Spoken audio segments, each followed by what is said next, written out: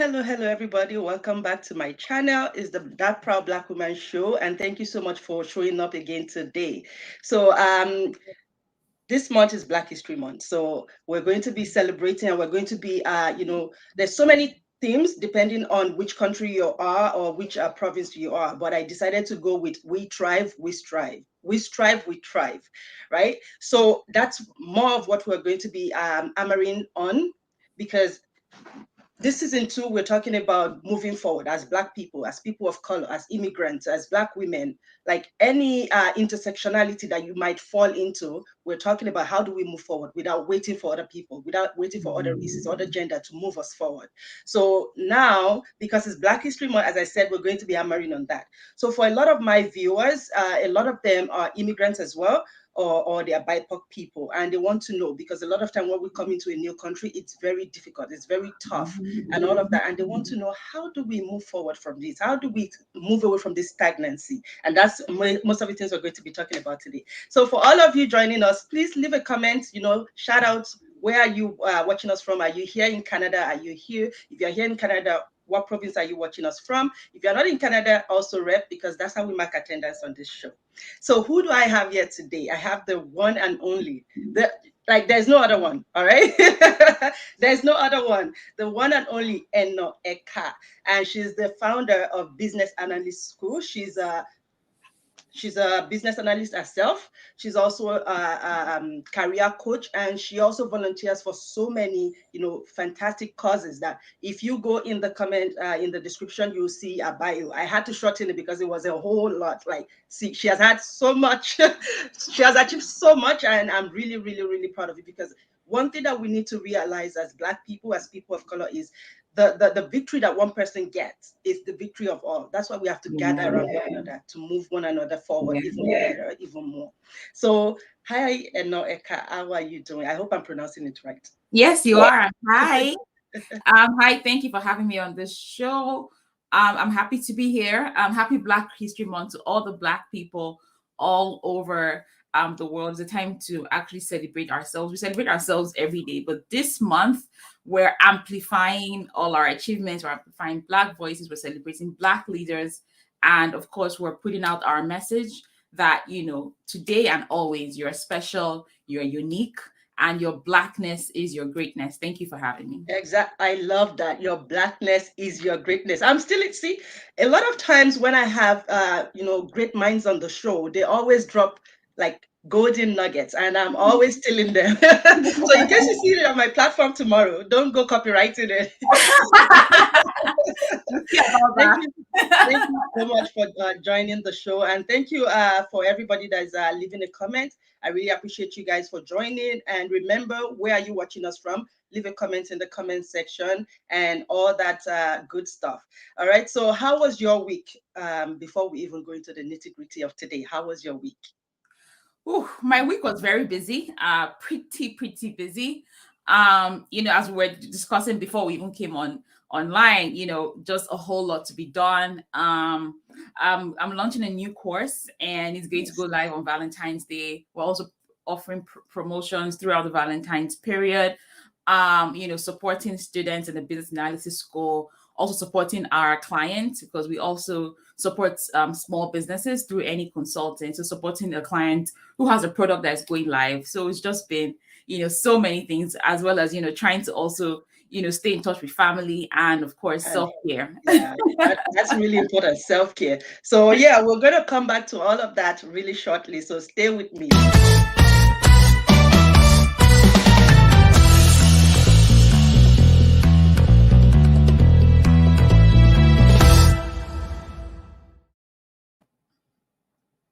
All right, welcome back. And yeah, so my first question is, you've received a whole lot of accolades. As I said, you've been doing so great, you've been doing so magnificent. How do you manage as a woman of color, as a CEO of so many other businesses that you head, and all of that, and family? How do you manage? Oh, that's tough. How do I manage? We all have we all have the areas where we know that we are It's our core strength, right? We all know Yeah. the areas that it's our zone of genius, and those are the things I like to focus on. And then the other things that that are not in my core strengths, they are not my zone of genius, I outsource those things. I make sure I have the right people supporting me. So how do I do this? Well, first of all, it starts with me. I had to understand that if I wanted to succeed in my career, I had to start with myself. If I had to succeed as a business owner and a CEO, I had to start with myself. I wanted to succeed as a coach to help other people, and as a mentor as well. I had to succeed and work on myself first. So it starts with me, really, understanding who I am, working on my mindset, setting out goals, and working on achieving them. Just like everyone else, we all we have procrastination, we have so many things coming at you, right? But remembering your goal and sticking to it, staying accountable to your goals, right? So that's something that I hold so dearly. I journal, I write down what I want to achieve. I set goals and timelines to achieve them.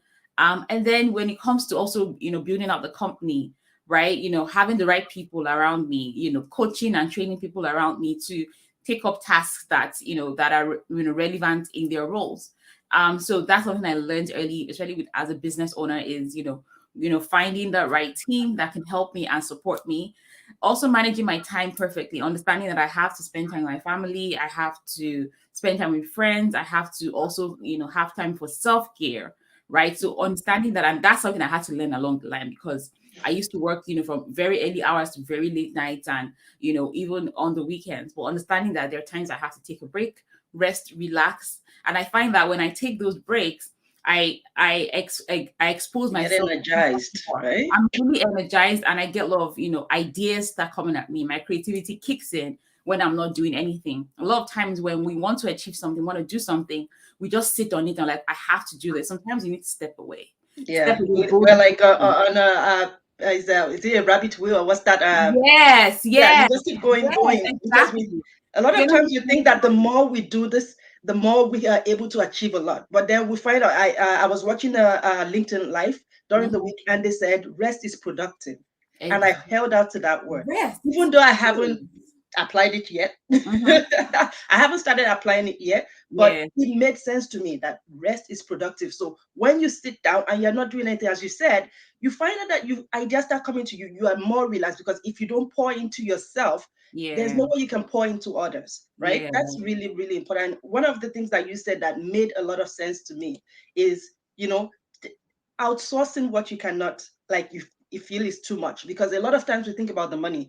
I'm not making enough to be able to outsource this. The business has not started growing enough. But yeah. a lot of times there are people that are willing to even volunteer to help, because they're also looking to Exactly. build their own business later in future, which is something that Exactly. I'm also looking into at the moment. Because at the end of the day, you can't do it alone. You're just Mm-hmm. gonna punch like one Yeah. day. Yeah. So that's really important. Then you talked about self-care as well. That I really need to learn, because a lot of times too, when I've listened to a lot of people nowadays, even mental health is really important for you to be able to continue to grow your business, and to be able to grow Exactly. yourself, and to be able to grow others that are looking up to you. Mm-hmm. So that self-care of taking a day off. As you said, when you started, you were, you had to learn, because otherwise you were working very early hours till late, and then weekends. I'm at that point right now where I'm working pretty much every single hour of the day. Mm. And sometimes, like before we came on the show, I told you I was feeling like some chest pain. And my sister was like, "Can you just take a break?" I was like, "I can't take a break. I can't take a break. I need to do it." But the thing is, I know in my heart of Mm. hearts that I need to.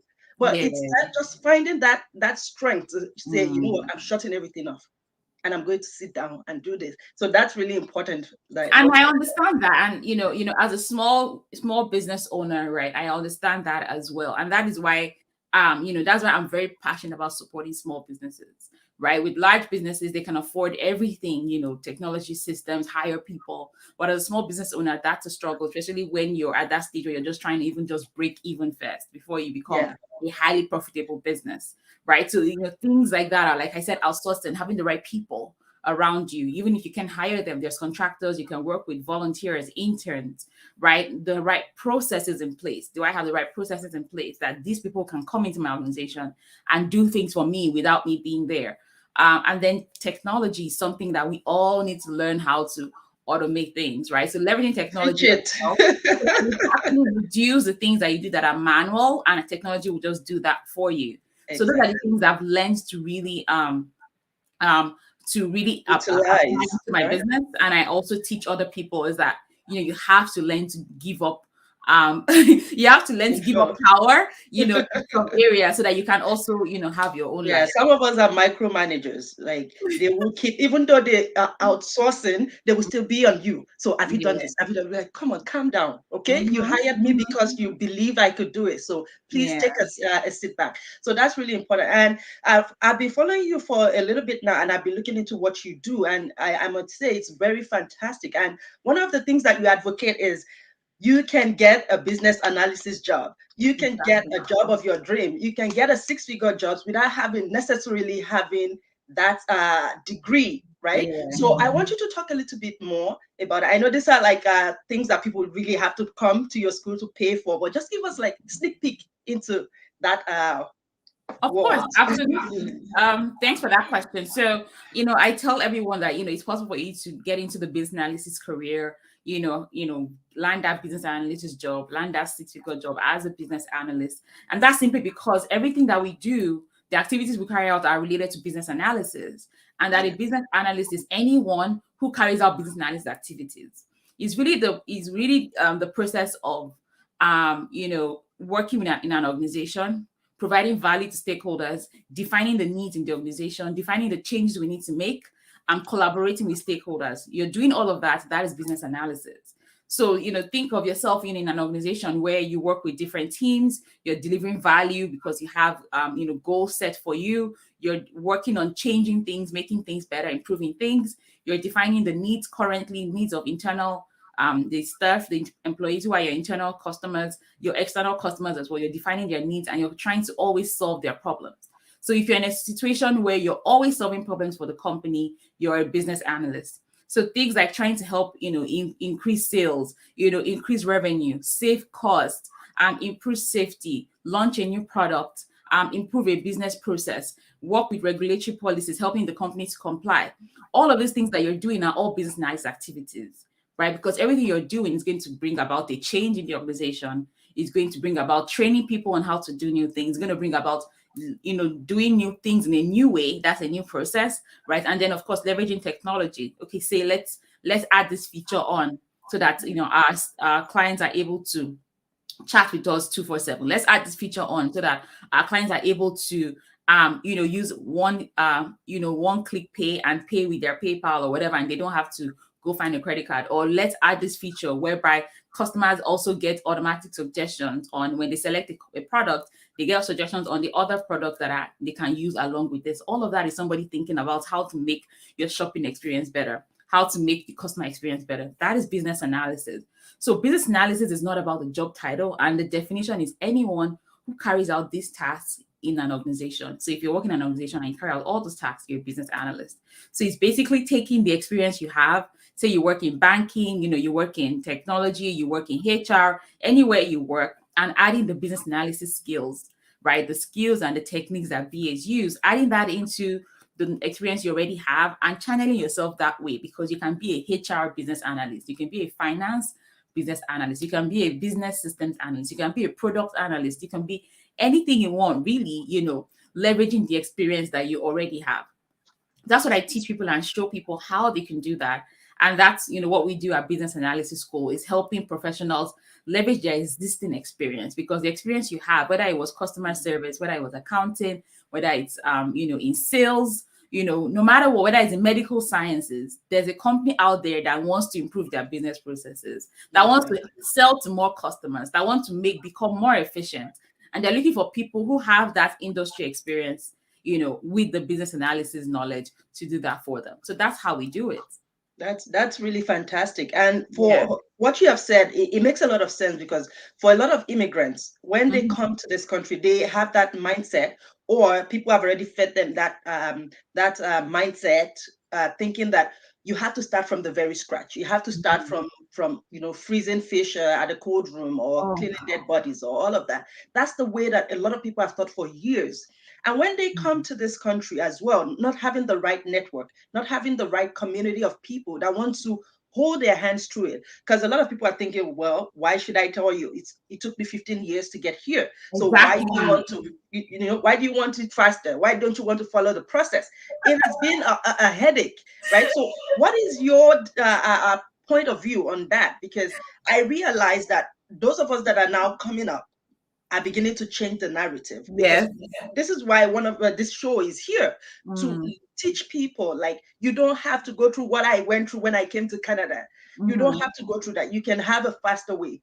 So Yeah. what do you think, especially talking about the theme, which is we strive, we thrive? Right, What do you exactly. think? I love what you made reference to, Fikemi, and it's just that in the past, a lot of people who came here before, the stories they sold us, oh, it's tough, it's hard, I'm sweeping, a cleaner, blah blah blah. Maybe that was their case then, maybe things were different then, but now things have changed. The game has changed, super drastically changed. And there are also people who have been able to achieve a lot of success in their careers, but they'll tell you, "Oh, I started working from Sobeys, so you have to go start at Sobeys. I started from Home Depot. I started working at Staples, stocking the shelves. You have to go start from there." But Mr. A, you're currently a director now or a manager or something. How did you become that? No, that is the way Exactly. it works. You have to go from there, start to stock the shelves, and then you go up the ladder. And I tell Mhm. people, no, that's not how it should work. And as you know, I'm very passionate about immigrants. I talk about immigration all the time, talk about the immigrant story, my journey, and also helping immigrants, and not just in Canada, all over the world, because I found out that it was the same thing everywhere: Canada, US, Dubai, Australia, you name it. Immigrants, pack their bags, shut down their lives in their home countries, move to a new country with their family, with their kids, their belongings, plus their experience, plus their Exactly. They skills, didn't leave plus that their behind. education. All of these immigrant programs expect you to have at least a master's degree, because right now, even a bachelor's can't take you anywhere, right? Master's degree, you have to have passed an English test, some do a French test. You need to have had years of experience that will be verified. Your work experience is verified, plus a certain amount of money called the proof of funds. So how can you tell me that somebody who moves to this country with 10 years of experience, was a manager, was a senior manager, was a director, was a CEO, this person was a boss, in his own lane or her own lane, and then comes to this country and you tell that person to be a security guard or that person to be a cleaner? Why? Experience is experience. Then the truth is, a lot of these people have worked at, multinational companies that are way even bigger than the ones that we have in Canada, Yeah. based on capitalization, right? So, why won't you give these people opportunities? Because they're bringing their experience, they're bringing their knowledge, and it's new, it's unique, it's novel, and it's going to take your company to the next level. So these are the things that Exactly. I like, Yeah, and that's why we're hammering on companies having a DEI department, exactly. because before it was something that was merged together to with HR. And Yeah, this is not to say anything bad about HR, but a lot of HR people don't have that training, right? They don't true. have that much training. So you need to have Exactly. that DEI, people that can see through the lens of an immigrant, people that can see through the lens of people that are of Black people, of Yeah, any kind of diverse attribute that you have. So yeah, in that situation, I think, apart from the mindset of people coming from wherever country they're coming from, and not knowing what to work on, sometimes I think it's how to put pen to paper and actually translate the experiences they have into their resume. I exactly. think that's one of the roadblocks as well. Exactly. And those were the things I saw when I moved to Canada, and I was able to land a job in like 2 weeks of arriving here. And then, Wow. as I started, engaging with people, joining the immigrant communities, joining Black communities, Nigerian communities, a lot of these people were, they had so many years of experience. They were doing so many amazing things. But, they'll send me a private message that, sis, I'm working as a security guard. This person will tell you, sis, I'm driving Uber. This is what is happening with me. And this is what I used to be back home. I checked their LinkedIn. I'm like, oh my God, what is happening? So, for me, I'm like, okay, there's something wrong. There's something wrong here. We have to There's fix a it. disconnect. As an immigrant, how can you translate your experience from back home, just like you said, that is a good fit for a hiring manager here? The things you did back home, how can you put it in the right words, that it makes sense in their own terms that they understand, So you started doing all the sessions like resume reviews, interview preparation, job search strategies, things that you can do, how to connect with recruiters on LinkedIn, how to understand the regulation of your industry, how to understand how to get those certifications that will validate your experience if you need to, how to use the right terms, say back home, the things that you were doing were basically Nigerian terms. How can you translate that to the terms used in that industry in Canada? How to connect with hiring managers even before the interview, even during the interview, how to answer interview questions, right? So different from back home. I remember my first interview, I flunked it, and I'm like, okay, I think there's something that disconnect. I need to learn how it's done here. And I found someone to coach me through that process. So I started using the knowledge I had to coach people and tell them this is how things are done. And then one person gets a job, two people, and it just became like, oh, okay, we found a blueprint, or we found a way to do this, right? So it's something I'm very, very, very passionate about. That you're a manager back home, you can be a manager here. You don't have to start from scratch. You start from experience. Yeah, and from your experience, you found that there was a disconnect, and you thought, you know what, I could make this, I could help people, I could bridge that gap between, what people have been exposed to so far, and how they can actually translate that into the Canadian experience. And you've done quite well for yourself. As I said, guys, go check in the description. You'll see all the accolades. Is it even all? I didn't put all because then there was a limit to how many words I could put in. But you've done so well for yourself. So now talking about, first of all, if we're talking about people earning six-figure jobs or earning or getting like good jobs and transferring the experience, we're not in any way diminishing people that are working in factories. People that are. When I came to Canada, I also had to, because at some point when I started, because I came from Europe, right? So when I started running out of my savings, because at some point I was like, God forbid, why would I go and work at a factory and stuff? But I ended up having to go to a factory to work at the beginning. But then later I started saying, you know what? For me, I'm a lawyer. It's so that you can't just come and become a lawyer here. And that's not because of your experience or anything. It's just because all the laws in every country and in every province you go to are different. So you have to upgrade yourself, relicense and all of that. And there's a short bridge, to cross to that licensing. So I started researching, how can I get this done and all of that. And I was able to get that done.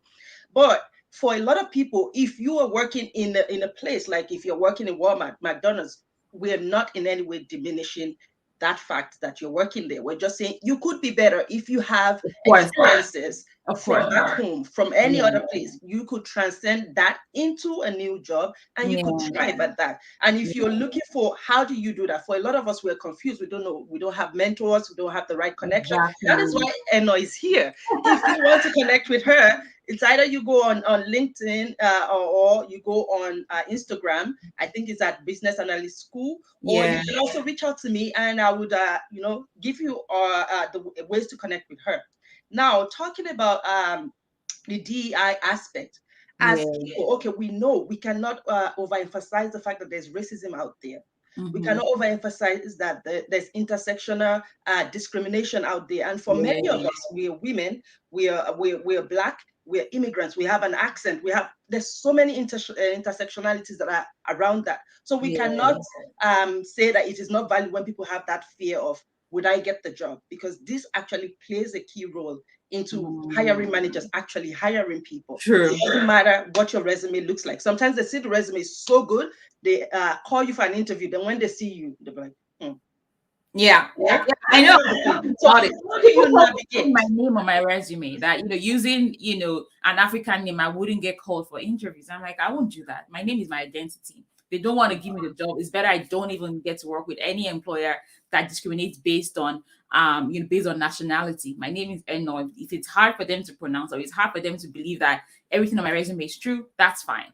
Right? I'm not going to change my name to Jenny or something just because I want somebody to give me a job. There are some people on the fence here because that are more, for example, there are some people that they don't have Nigerian local names. There's a lot of people that are Igbo, Edo, and they're bearing Christiana or they're bearing, so Janet. So it doesn't from their resume jump out at you. When they see them, they're like, oh, you see that look on their face the first time, like, oh, she's Black. Yeah, right? exactly. Even in the interview, I've been told, oh, you speak so well. I come from Nigeria. Yeah, I've had That's my lingua situations. franca. I've seen situations where people say, "Oh, when that was like years ago when I just came," and they'll be like, "Oh, when did you come to this country?" I'll be like, "Last year." "Oh, your English is good," and I'm thinking, "Child, And what?" I don't use that opportunity to school them, because I Yeah, try to make them understand that everybody that comes into Canada is not from a non-English speaking country. We're very exactly. well educated. These are my qualifications. So please, Yeah, put your respect it on took my me a name. while to be able to stand up to people, because at that point Mm, I had just gotten the job, and I was yeah, thinking, don't let me be too mouthy, because then they're gonna yeah. be like, you're too angry, you're too Mm, confrontational, and then you're gonna lose the job. But then at some point, I think it got to 2020, after the death of George Floyd, I was like, you know what? And that was when this platform came to be. I was like, I can't be silenced anymore, right? If people mm, say something, definitely I'm not going to be confrontational, but I would use it yeah, as a teaching moment to, exactly. lecture you. Like, what do Mhm, you think? Like, I have this degree and that degree and that degree. I am a lawyer and exactly. whatever, right? To let them know. And I Exactly. let them know that when I came, like, I've been learning English as long as you've been learning English as a baby. Exactly. Because Exactly. when you go to a primary school, nursery school, we speak English, right? So Exactly. I've been learning. So it's not something that I learned just because I want to be an immigrant. And Mhm. it shows how shallow the mind of some people are, because they Yeah. think, well, Yeah. you're coming to this country and you want to come and steal all the goodies, and you've not worked for it and all of that. Yeah. And the thing is, coming, leaving your family behind, leaving everything you know and own behind Exactly. alone is a skill, is an Yeah, experience, I it's a life know. experience, because it It's means a you're life skill, and resilient. it's tough. Like, I speak to, people who were born here, and they're like, I don't think I can just pack up my bags and move to another country. Like, the Yeah. thought of it already gives me anxiety. Like, how am I going to do that? And that's what people are doing in hundreds of thousands every year. And So then when they that's come here, already it's already something that you would be able to use. Like, this person can adapt to change, right? exactly, This highly person can move my adaptable. business, you Yeah. know. So Yeah. a lot of people have not left this country before. They've not even left Toronto before, right? Yes. So, Yes. and for a lot of us that are also immigrants, a lot of us are bilingual, multilingual, even though it's not considered bilingual here because it's not French and English. But some of Yeah. us speak 4, 5, 6 languages, you Yes. know. So Yeah. all of that, you should think about it before Mhm. hiring. So we cannot say these things don't happen, but how do we navigate? That's the question here. How do we navigate Yes. that field? Yes. Navigating this is definitely not a day's job. And it takes people like you, like me, to keep pushing this narrative, to keep, talking about the uniqueness of immigrants, to keep talking about the fact that, diversity, equity, and inclusion is not just an acronym that companies just put on their website, right? Or during Black History Month or Women's Day or anything like that, throw out a beautiful flyer or change their logo or do something, but to actually impact these communities, the especially the minority, the BIPOC community, right? The people who are seen as minorities, the Black people, the people of color. How can we bring these people in? Because you would go into an organization, they'll say, oh, we're very diverse, blah blah blah, and then you see that all the people in the lower level are always like the Black people and the Asians, right? And then when you look at the level, Exactly. senior level and mid-level management, they're all, people who are white, right? Or you Mhm. even just see like one woman. Some have no woman. And it's because of all the things we've been talking about that, we've been seeing a lot of companies making these changes, right? Some are doing well, some are just saying it without actually Yeah. acting We're on it. just following the trend Have as to it keep is. pushing it. And even it boils down to you and I. When we get into those organizations, we have to speak up. We have to create, our own Black resource groups. We have to find a way to help our brothers and our sisters, right? There's an opportunity in our organization.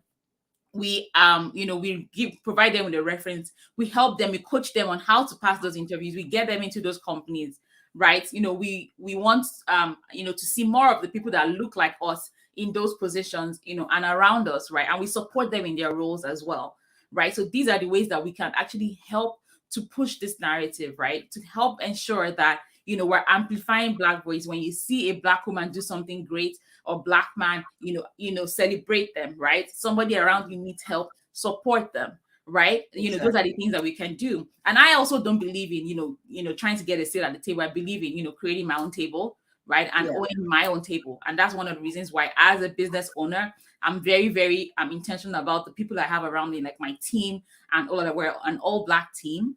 That's just the way it is currently, and also help ensuring that we are supporting the minorities, minority communities. We started this year with a scholarship, as well, supporting people from around the world, from Nigeria to South Africa to America, to Zimbabwe, everywhere, right? We want to actually do this for ourselves. I don't even want to wait for anybody to come save me. I don't want to wait Exactly, anybody and this is the theme of of this season, that moving forward, as you said, exactly. we're not waiting for people to, because before all we were asking for was a seat at the table. Yeah. Somebody, because at the end of the day, I was watching. I joined the Law Society, in celebration of Black History Month. We had a webinar 2 days ago, and the panel members, it was the same that we had last year, and one of the things that they said is, before we keep saying, oh, DEI, diversity, inclusion, and equity, but at the end of it all, the companies that are beginning to work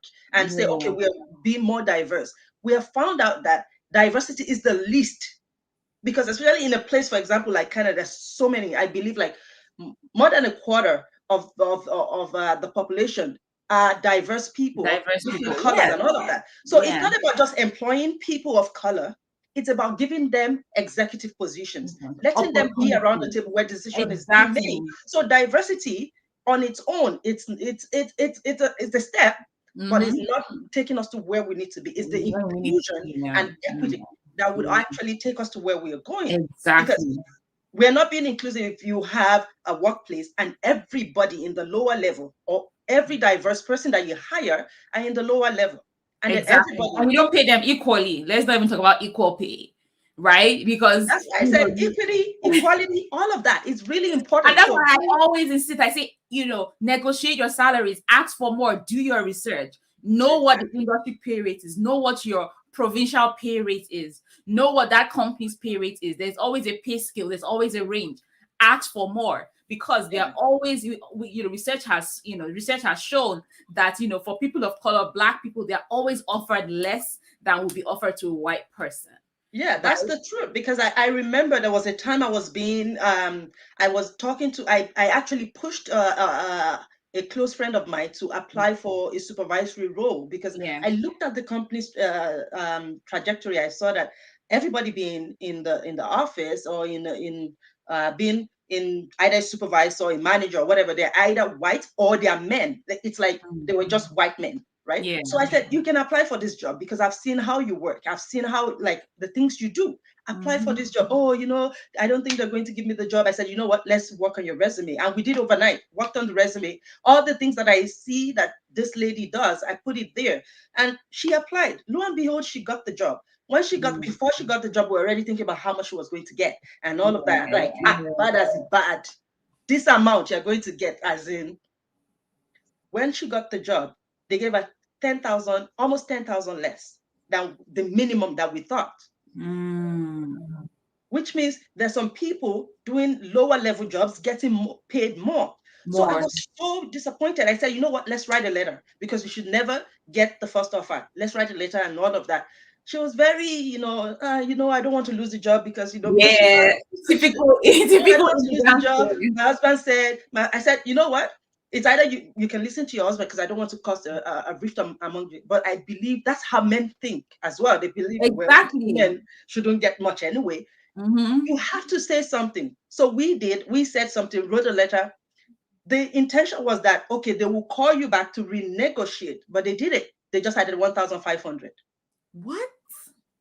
So at that point, I was like, we can still ask for more, or tell them to hold their job, because now you're going to have more responsibilities. Exactly. You're going to be spending more hours. You can't ask for overtime, because now you're going to be salaried.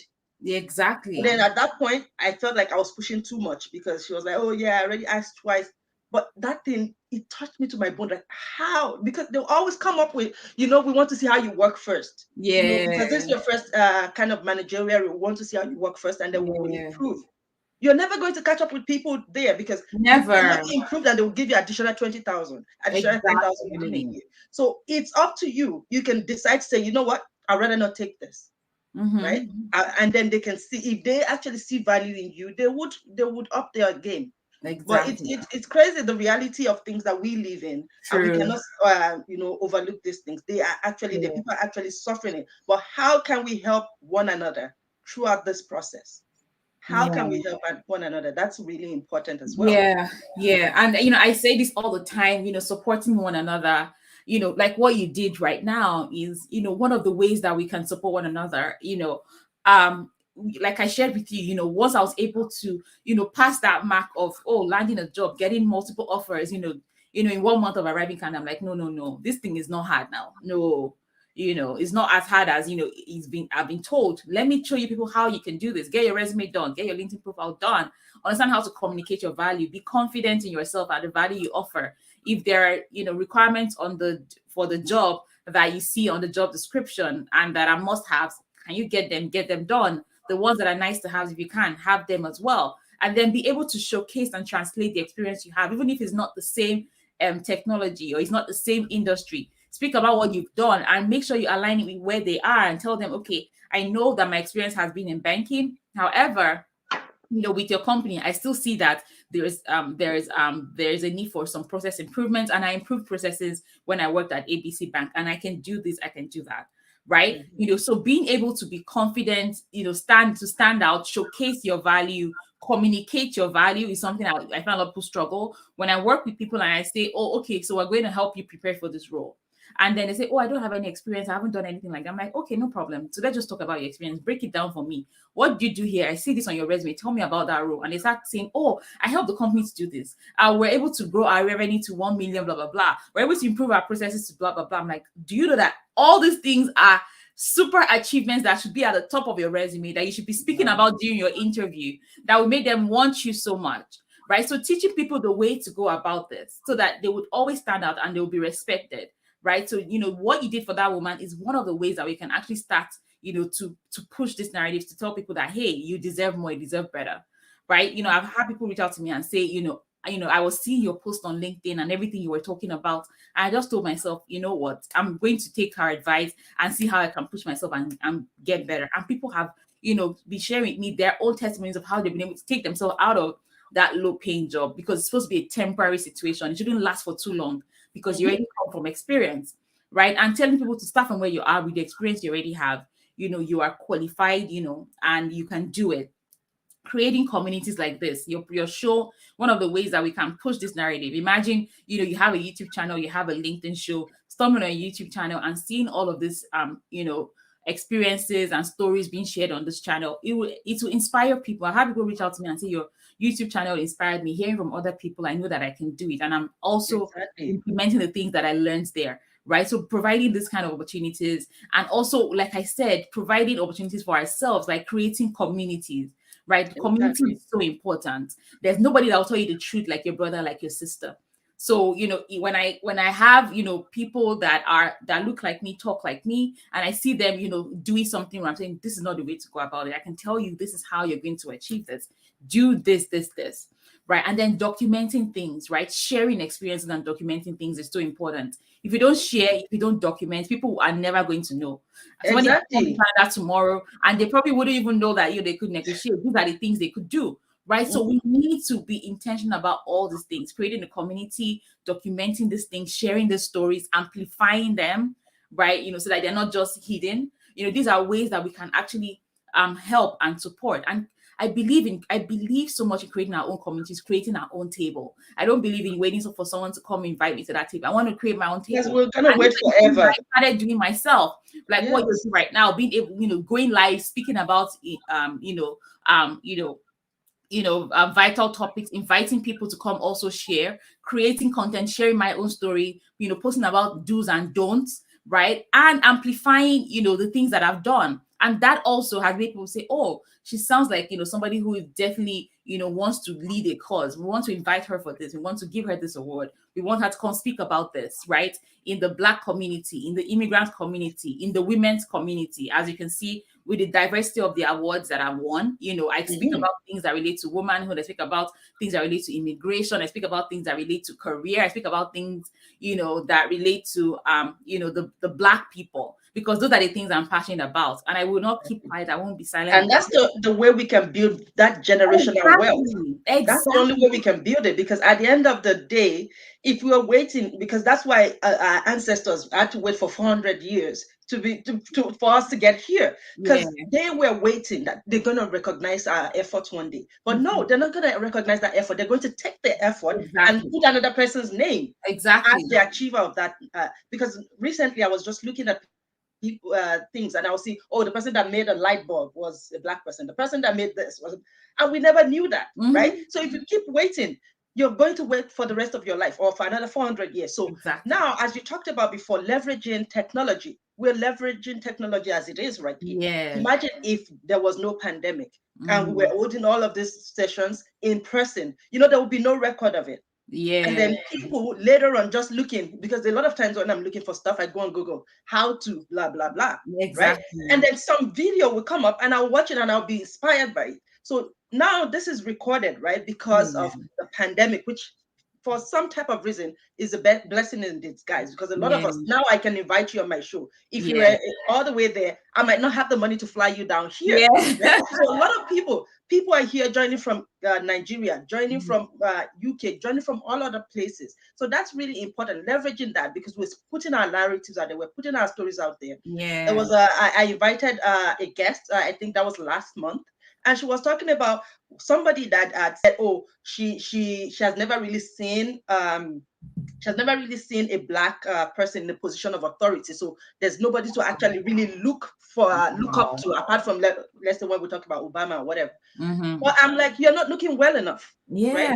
Yeah. You're closed in your circle. You're in the bubble. But Mm. now that all of us, you don't have an excuse. There's Instagram. We're everywhere, right? Everybody Yeah. in their own little bubbles, like putting something in their own little effort out there for people to be able to learn, and Yeah. people will see that.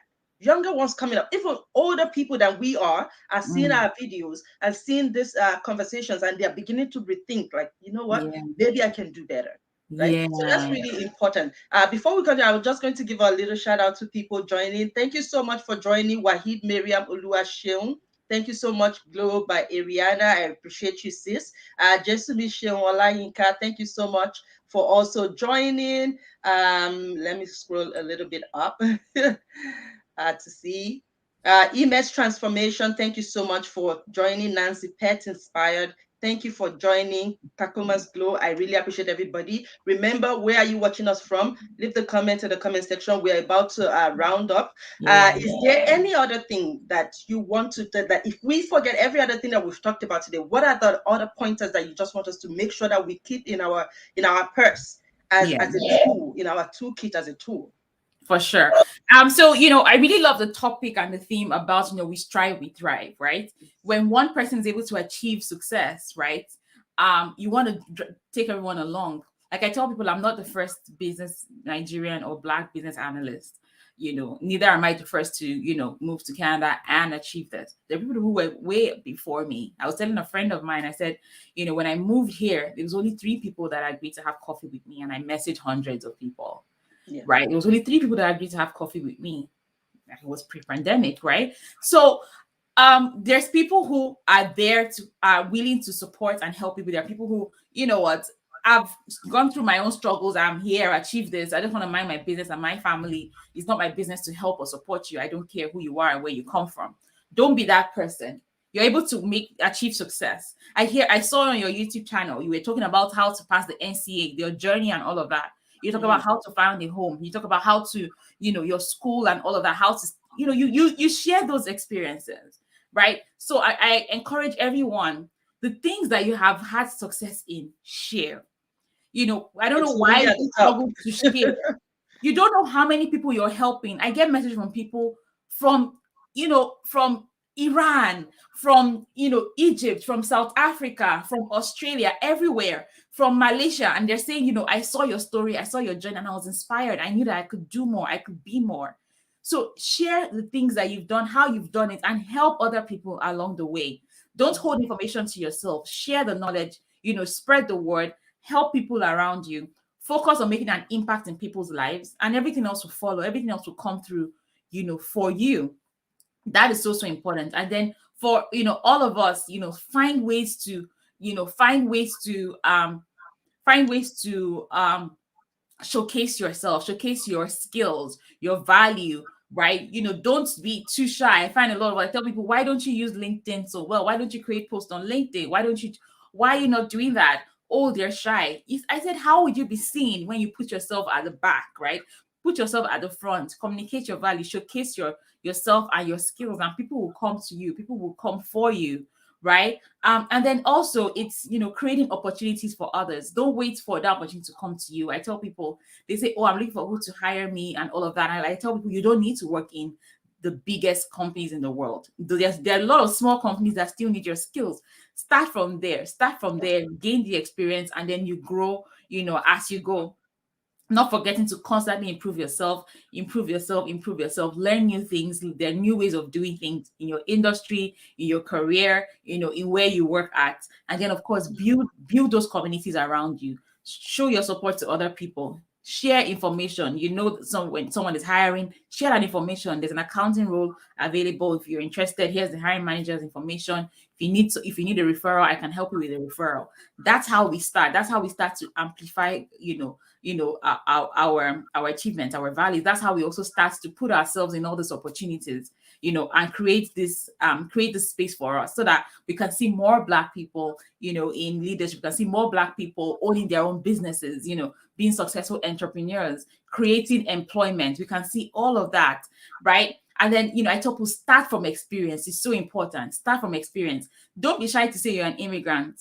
I always say it when I go to interviews. It's something that I always say. I'm an immigrant. I moved here, from Nigeria. This is me, right? It's your uniqueness. It makes you unique. I always say that you're bringing in new ideas, creative ideas, different ways of doing things, for, to that company. So don't be shy to say you're an immigrant if you are one. Don't be shy to say you're an immigrant. And remember to document your achievements. Write down the things you've achieved. It's so important because, sometimes you need a reminder. Oh, I have actually achieved all of this. Therefore, I deserve more. Negotiate, Exactly. ask for more, and don't forget that your Blackness is your greatness. It is. It is. That's fantastic. I'm sorry. I just saw a question. Thanks for joining Timdayo GNO. And she was like, what is the work-life balance as a business analyst? Oh, so the BA role is typically another, 9 to 5 or 8 to 4 role. In regards to work-life balance, you have projects you need to work on. You're assigned to projects or you're delivering a new product. So you're working with your team. So it's all about managing your time, prioritizing on what needs to be done. And the fantastic thing about business analysis is that we focus on value to the stakeholders. So we focus on delivering value to our stakeholders. We leverage methodologies like the agile methodology to ensure that we're delivering value first to our stakeholders. And with that being known, we have, we have timelines. We know what needs to be done at every point in time, and we know how to work with our teams to ensure that the teams are successful. So, when you're working as a business analyst, you can still have your personal life. A lot of the roles now, over 90% of the roles now are remote. So, we work from home. Even before the pandemic, I was working from home, and I only traveled when I had to travel to clients' offices. I was always working from home. So if you want that remote life, business analysis can give that to you. If you have great people skills, great communication skills, you love solving problems, problem solving skills, this is the role for you. Typical day in the life is, having meetings, doing presentations, presenting to your stakeholders, having meetings with your stakeholders, asking them questions, refining the requirements that they give to you, working with the support teams or the development teams, as the case may be, going back to your desk and rewriting, these requirements, translating them into models, translating them into requirement documents, and then of course ensuring that at every stage of the process, or at every stage of the product or the project, that we're meeting all our milestones, or meeting all our goals. Targets. Yeah. That's it. That's how it works with the business analysis role. I hope Thank that you. answered your question, Timmy. I think so. And yeah, somebody's already cheering it on. Your Blackness is your Yes, greatness. And we are going to yes, steal yes, that. This has yes, been a fantastic session. And I can't believe we spent so much, almost 50 minutes already. It goes by yeah. so fast. And I'm also looking into, volunteers, because I wanted to start.